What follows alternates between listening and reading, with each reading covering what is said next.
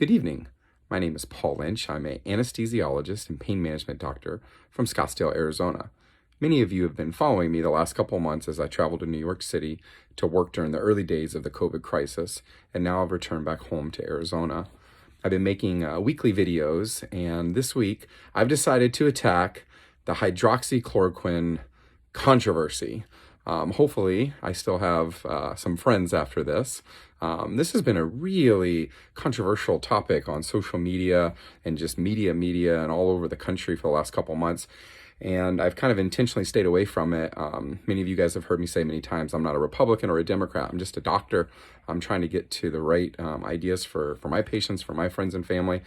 But this has just really blown up this week. So I've decided to go ahead and take this topic on. And I'm going to do it as best I can in a non-biased, non-political way, but just the same way I would talk to my own family or my own patients if I was trying to help them make a difficult decision. So first, a little bit about me. I know I love to talk about myself in these videos, but some of you that don't know me, I'm a medical doctor. I went to medical school in Oklahoma. And I've got lots of friends from OU and Tulsa and Oklahoma City on here. I can remember in my fourth year of medical school, I did a public health rotation in Tulsa, Oklahoma. And Dr. Stewart, I'll still remember him, was our doc. And it was so much fun. And one of my favorite parts about the rotation is we actually got to go out into the community and do like health visits on restaurants. And I can remember going to a gas station in outside of Tulsa, and they had like a little display where they were serving pizza, as you kind of see sometimes. And people were coming in and out buying the pizza, and they're actually commenting that it was like what they were known for. So we went to the back and we asked them to show us their sink where they washed. And long story short, they didn't have a sink, and they weren't washing their hands, and they weren't doing any of the basic stuff that you needed to do to protect the public.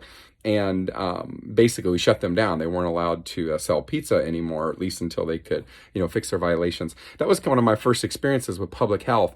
And I have to tell you, I love public health. I don't love shutting down restaurants, and I don't think, anyone does. But I love the idea that we're going to protect people by having, policy, like best practices. And I think the thing about this hydroxychloroquine kind of crisis and all the controversy is it really gets into like government control and debates between Republicans and Democrats and libertarians, and how much should the government be involved in your life. And I think what I'm going to try to get to during this video is I think there's good and there's bad government intervention. And I think us going into that gas station and saying, hey, you can't really sell pizza if you don't wash your hands and wash your dishes, I think that's a good use of government.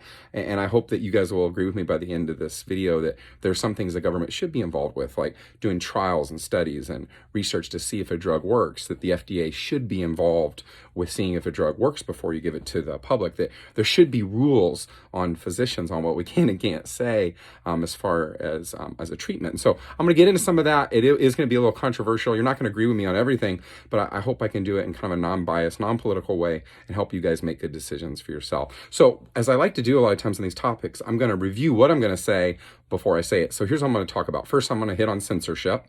Then I'm going to talk about how this has been politicized. I'm going to talk a little bit about questionable characters on both sides of this issue. I'm going to talk a little bit about how we publish in the United States and how we're really on the cutting edge of science. I'm going to get a little bit into drugs and risk and benefits and the Hippocratic Oath. I'm going to talk a little bit about the data, and I'm going to put links below to the data. I'm going to review what the medical societies are saying about hydroxychloroquine. I'm also going to let you tease what's coming next. And what we should expect from trials that come out over the next 6 months to 12 months. I'm going to lightly touch on what physician obligations are as far as discussing the risk and benefits with patients.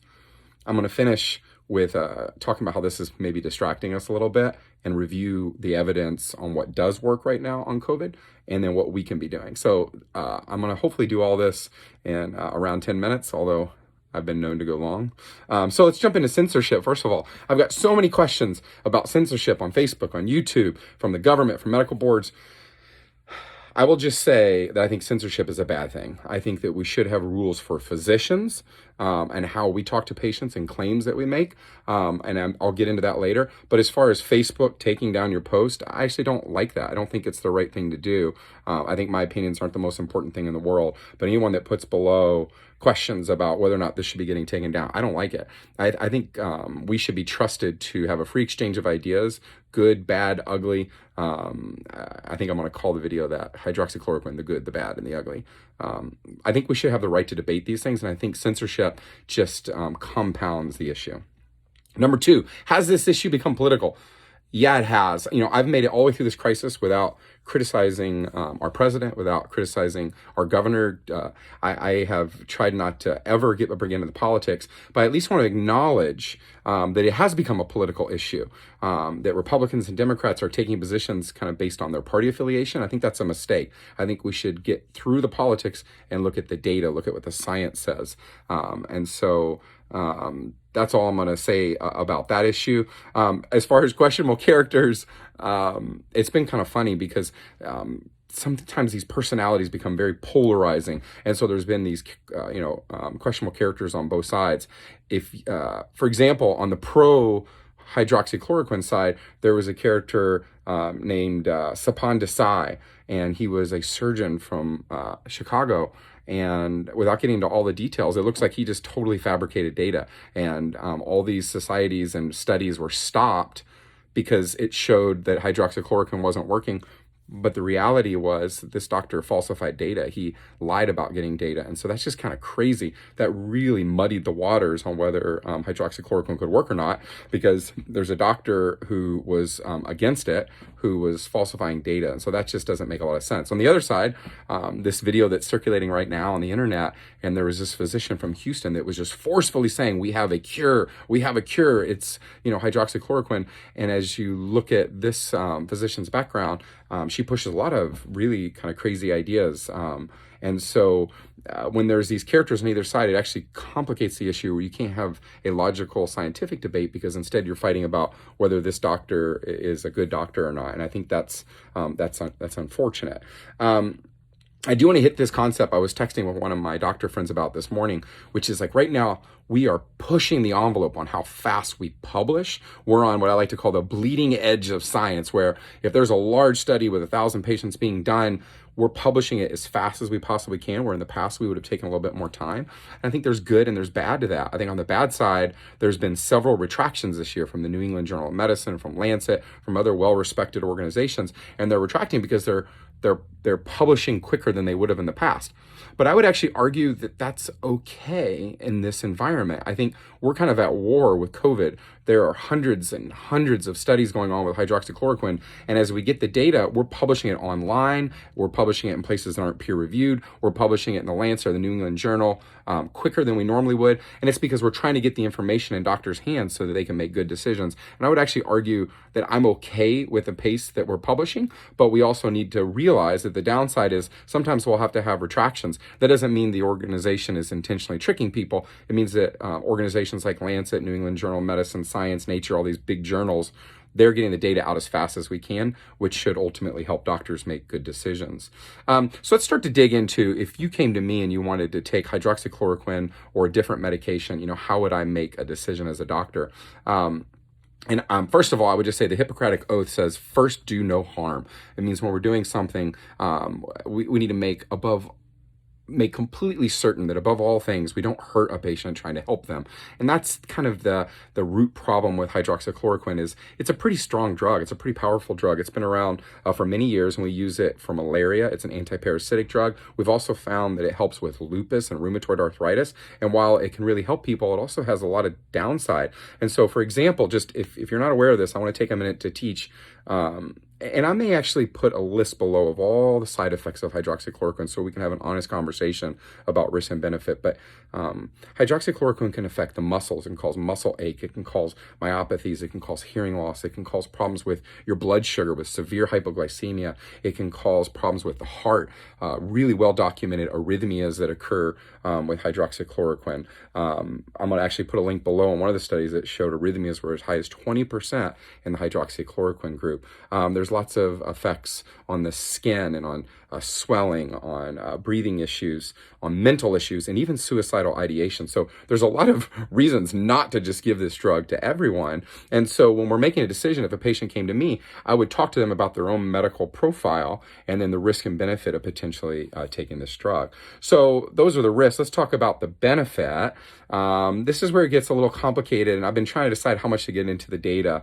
I'm already at like almost the 10-minute mark, so I'm not going to get into all the studies, but what I'm going to do is I'm going to put a link to 5 or 6 studies below, and you guys can read them yourself. But long story short, there's been a lot of anecdotal studies. There's been a lot of small studies that showed maybe a benefit.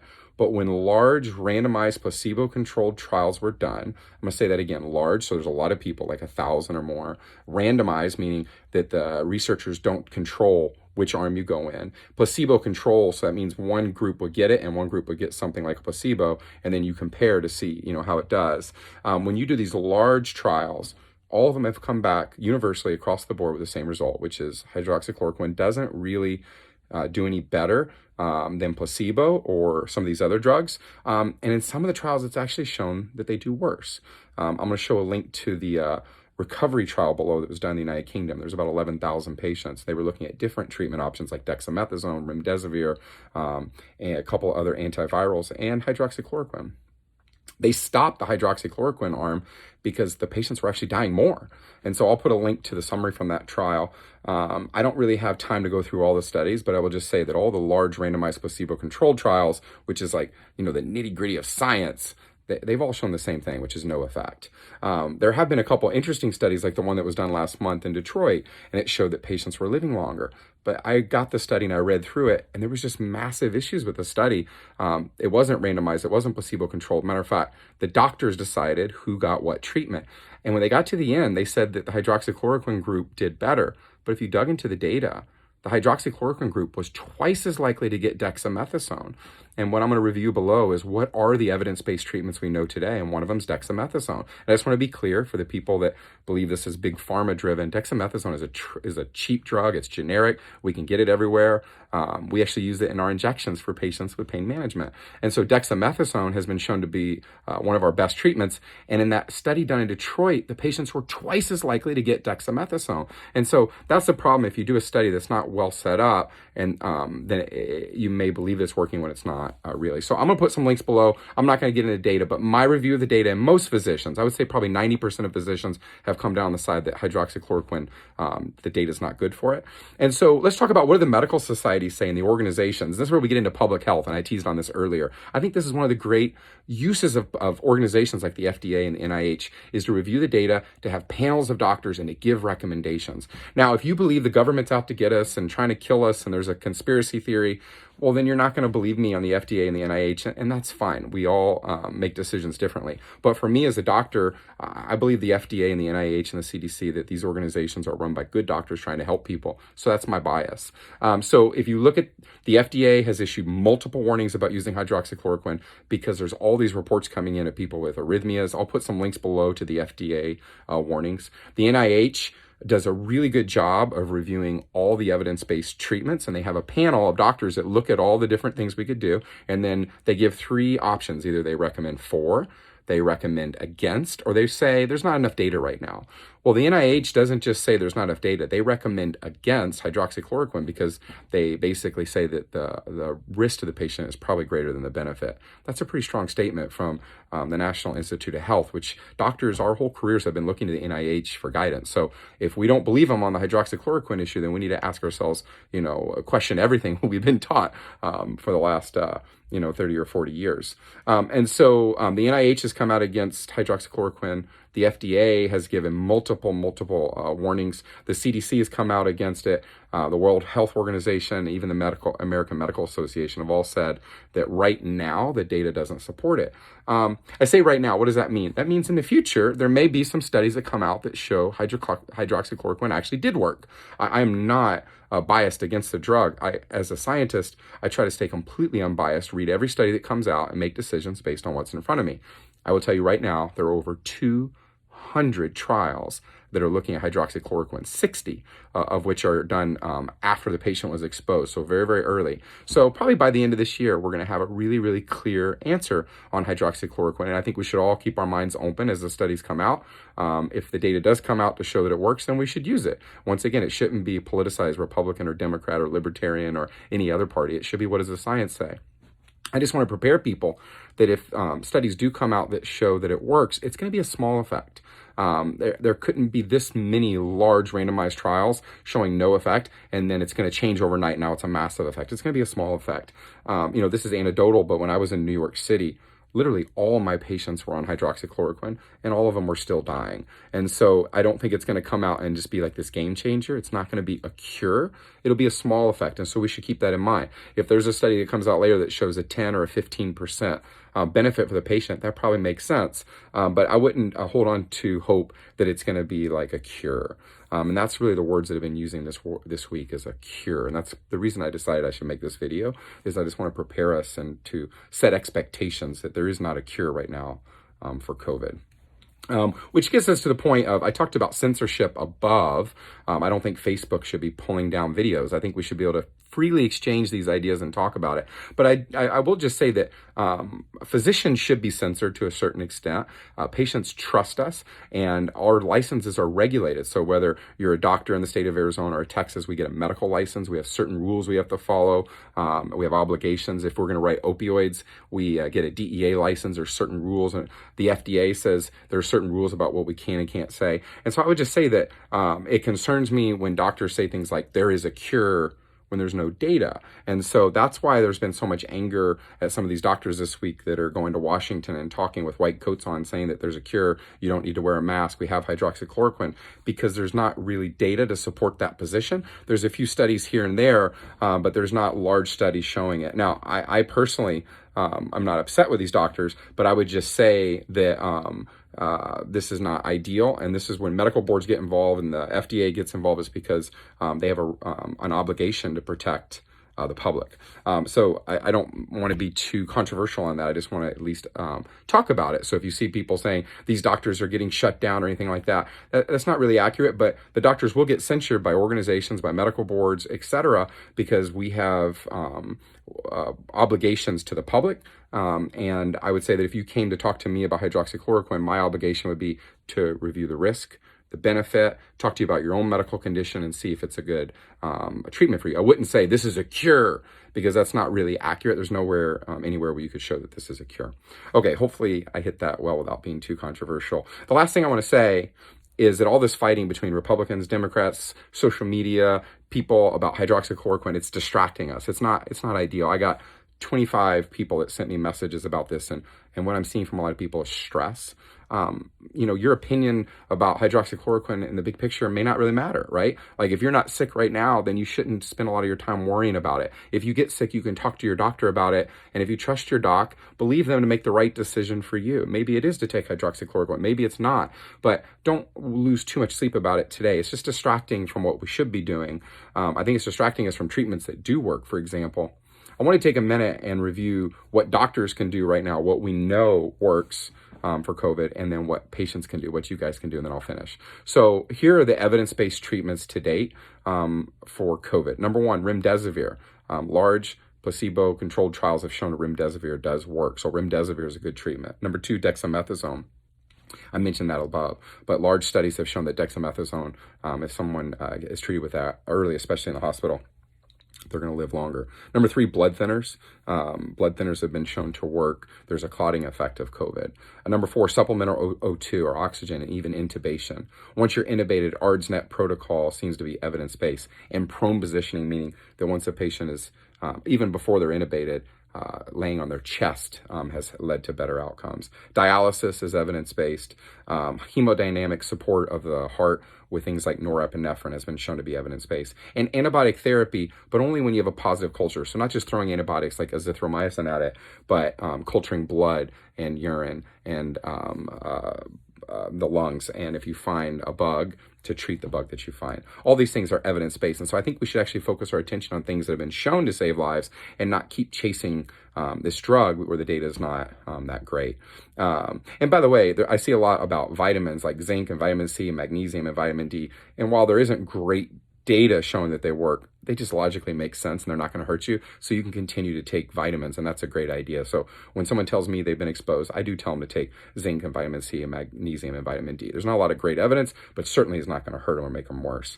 What can we do as humans, as just people, not doctors? What can we do to avoid COVID? It's the same four that I always say, but I want to repeat them again. Number one is socially distance, and socially distance commensurate with risk. So if you're my mom or dad, continue to stay at home until we get through this. Number two, wear a mask. The data is clear that wearing a mask is going to protect you and others. Number three, wash your hands frequently. And number four, I always lump together, but screen, test, and track. So screen at your business or your work. Look for people with fevers or sick. When you find someone that might be sick, test as quickly as you can. It's important we get these tests back quickly, and then track. If we find someone that has a disease, track all their contacts. So guys, that was kind of a long video.